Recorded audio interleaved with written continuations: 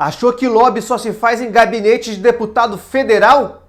Achou errado! Solta a vinheta que hoje nós vamos discutir como se faz o lobby, onde se faz o lobby e quais as ferramentas para isso. Vamos lá! Grandíssimo amigo, grandíssima amiga, sejam bem-vindos, seja bem-vinda a mais um episódio de O Lobby do Lobby, a antessala em conhecimento do lobby. Hoje nós vamos discutir o lobby nos 3 poderes, como se faz e ainda quais as principais ferramentas para isso. Ao longo da nossa explicação eu vou usar um exemplo para a gente poder trabalhar mais na prática com essa pegada. Vamos trabalhar com um lobby, por exemplo, de uma política pública anti-bullying nas escolas municipais. E aí sim, tudo vai começar a ficar um pouquinho mais concreto, por assim dizer. Vamos começar então com o poder legislativo. É justamente no poder legislativo que nós vemos o lobby imperar em filmes, em séries, em livros. Nós vamos descobrir na nossa conversa de hoje que o lobby está também em outros poderes. Mas por que não começar aí com o mais categórico, o mais típico deles, né? Para fazer lobby no poder legislativo, é muito importante que haja primeiro o monitoramento legislativo.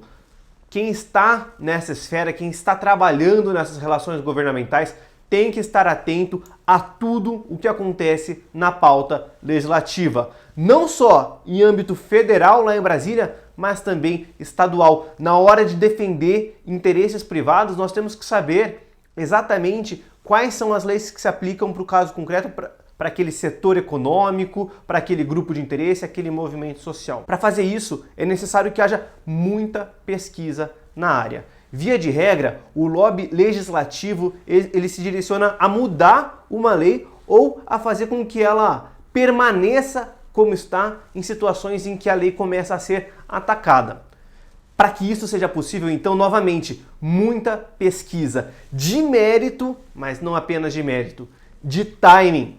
Nada pior do que depois de muito tempo pesquisando uma temática, pesquisando uma lei, redigindo um projeto de lei, você coloca ela para votação no espaço legislativo e ele é arquivado simplesmente porque não era o timing ideal. Vejam vocês, por exemplo, aqui eu trouxe a curva de demandas por questões relativas à educação em Curitiba. Se a gente parar para analisar esse quadro que eu apresentei para vocês, essa curva das demandas por educação de Curitiba, ela começa em março e termina em setembro. Nós conseguimos observar que existe um alto número de demandas ali no começo do ano, em março, abril, mas que já começa a cair até chegar em setembro em números muito mais baixos.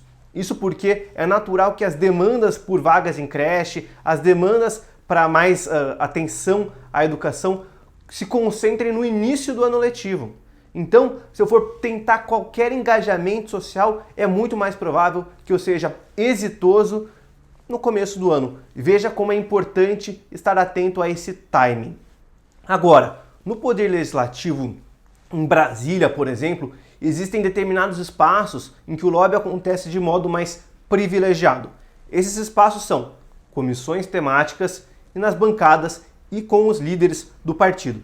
Por que isso? Nas comissões temáticas, o lobista, o agente de influência das decisões políticas vai poder apresentar critérios mais técnicos, pesquisas, enfim, as informações que foram reunidas com base nos seus estudos para dizer por que o decisor deve escolher A ao invés de B. É justamente nas comissões temáticas que essa questão mais técnica aparece. Agora, no meio das bancadas e dos líderes de partido, talvez seja o momento de argumentos um pouco mais políticos surgirem. Dizer que a política A, por exemplo, vai angariar mais votos ou um apoio popular mais incisivo do que a política B, apesar dos resultados finais.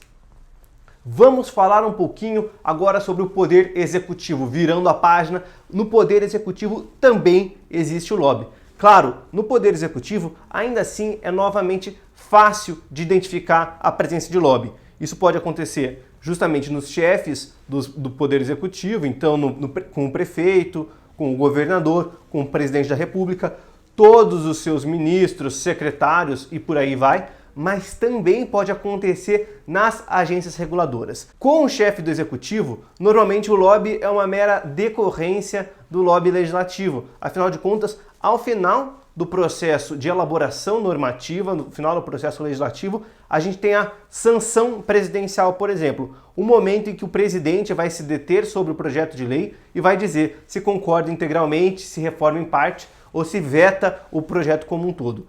Agora, sobretudo nas agências reguladoras, é que o lobby no executivo é mais incisivo.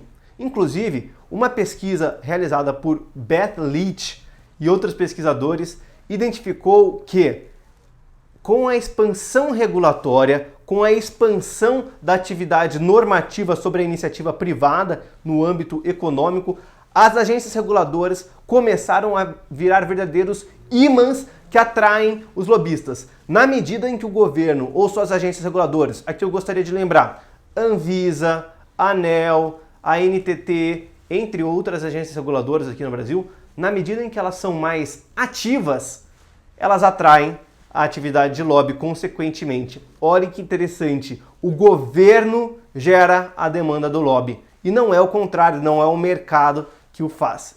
Esse é um insight bastante interessante. Por último, poder judiciário. Sim, o lobby acontece também no âmbito dos juízes do poder judiciário, no âmbito do lobbying for litigation, como se diz. Aí existem algumas ferramentas principais. Destaco 3. Primeiro, ajuizamento e financiamento de ações, sobretudo para fazer passar interesses que na prática, no executivo, não estavam sendo corretamente aplicados ou corretamente direcionados conforme esse interesse.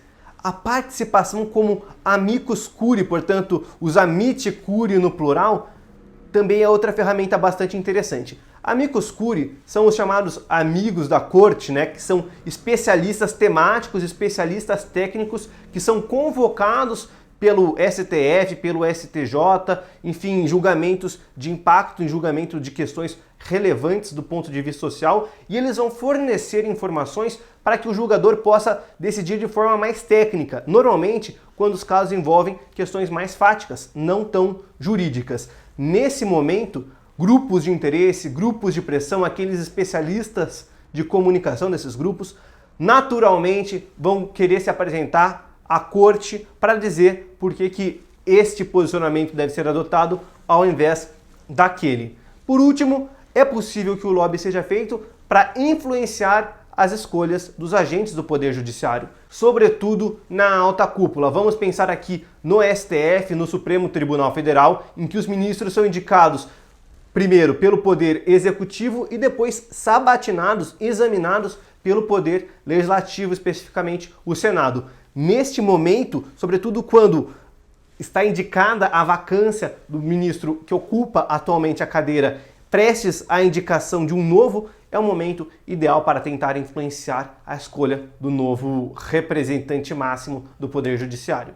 Agora, vamos falar sobre os instrumentos. E aqui é muito importante que a ideia de informação como matéria-prima fique bem grudada na nossa cabeça. Informação é a matéria-prima do lobby e isso se revela nos 4 instrumentos que eu resolvi trazer para vocês: White Paper, Position Paper, Think Tanks e Grassroots Lobbying.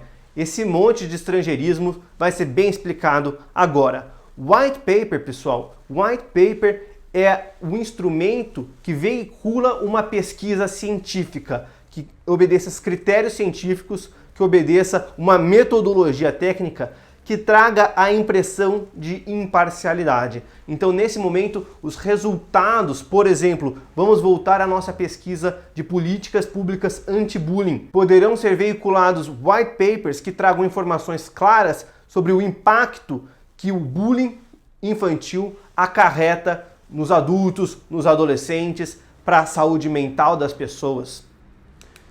Diferentemente, é o caso do Position Paper. Aqui no Position Paper eu trouxe esse burrinho porque a ideia é justamente ser teimoso. os fatos não corroboram com o que a gente quer, mas a gente vai ser teimoso e vai manifestar essa nossa posição, manifestar esse nosso posicionamento em papéis, portanto, position paper, em artigos, em comunicados, em notas à imprensa, para dizer determinado grupo de interesse é favorável a políticas públicas anti-bullying. Ainda que isso seja muito caro, ainda que seja pouco eficaz, nós defendemos que as escolas tratem com seriedade a questão do bullying. Think tanks, pessoal. Olha o tanque de guerra aí. Muitas vezes um grupo de interesse, um grupo de pressão não tem condições de produzir ou de gastar muito tempo produzindo argumentos científicos ou técnicos. Não tem condições de produzir white papers ou position papers. O que ele vai fazer aí? Ele vai entrar em contato com um instituto de pesquisa independente, com um think tank, um tanque de pensamento. Neste contato com esse grupo independente de pesquisa, ele vai poder colher da fonte argumentos técnicos, argumentos científicos para poder conduzir a sua estratégia de lobbying. Por último, o grassroots lobbying, ele já demanda uma estratégia um pouco mais elaborada. Nada mais é do que o engajamento da sociedade civil. Muitas vezes, para que a gente consiga convencer o nosso representante eleito, o nosso político, é necessário que a gente demonstre que essa pauta, esse assunto é extremamente relevante para a sociedade, enfim, para o eleitor. E isso pode ser feito através dessa estratégia de grassroots lobbying, que é o lobby de raiz, o lobby que vem de baixo para cima e, portanto, eu trouxe aí as raízes de uma árvore ou as raízes de grama, traduzindo mais especificadamente, mais literalmente, o grassroots lobbying. No Brasil, a gente usa muito essa estratégia de grassroots lobbying, ainda que a gente não saiba. São os movimentos, as passeatas, as manifestações, os protestos, enfim, que acontecem em grandes centros urbanos, em espaços de grande mobilização social. Justamente é para você chacoalhar as estruturas sociais e mostrar, olha, esse tema aqui chama as pessoas para as ruas. Certo é que quando a gente adota uma estratégia de lobby e coloca o grassroots lobbying sobre um único aspecto, o impacto é muito mais interessante, porque nós estamos trabalhando com uma ferramenta junto com as demais e não ativando ou escolhendo só um desses instrumentos. Pessoal, para finalizar, eu não poderia deixar de trazer aqui uma dica de leitura. Dessa vez, a dica de leitura é o artigo científico Drawing Lobbies to Washington, Government Activity and the Demand for Advocacy. Basicamente, trazendo os lobistas até Washington, a atividade governamental e a demanda por advocacy, a demanda por lobby. Veja, é justamente os artigos o artigo, melhor dizendo, que eu trouxe ali de Beth Leach, que trata especificadamente como o governo, como a atividade governamental é, na verdade, um imã que atrai a atividade de lobby. Tá aí a importância de trazer argumentos científicos e essa é a minha dica de leitura. Pessoal, agradeço demais a atenção de vocês, espero que vocês tenham gostado e aprendido um pouco mais sobre essa tão importante questão, que é a questão do lobby. Então lembra, compartilhe o vídeo, se inscreve no canal, deixe seu joinha, ativa o sininho e tudo mais. Valeu, grande abraço,